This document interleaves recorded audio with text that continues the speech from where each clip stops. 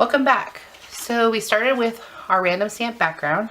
Now we are going to create this little boy, and I'm going to show you how to color him in with our watercolor pencils.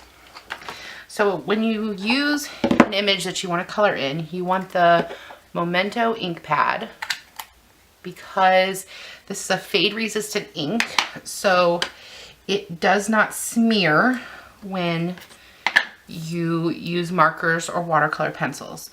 I'm using a scrap piece of white daisy cardstock. Never throw out your scraps for white daisy, especially because you can use them for all sorts of little projects. Let me clean this stamp real quick. So we have our image stamped just like that, so easily. And now we're going to use our watercolor pencils. So we're going to use our watercolors. You open the tops and the bottoms, you push down, and then it flips up like this. Push back up.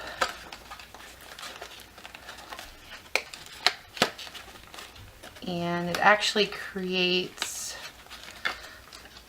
a stand. So they're standing up there.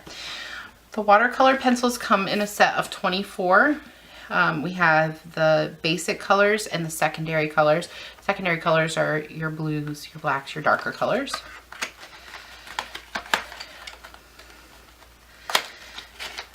And these are really, really easy to use. They give you a great watercolor look, or if you don't want the watercolor look, if you want to just have a colored pencil look, that's fine too. These are also really great for the adult coloring books that are really in right now. I have an adult coloring book as well, and I really enjoy using them with it.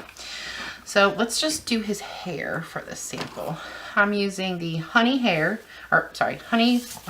colored pencil. You don't want the foam mat behind it when you're doing this. You want a harder surface. And really, you're just going to scribble in there.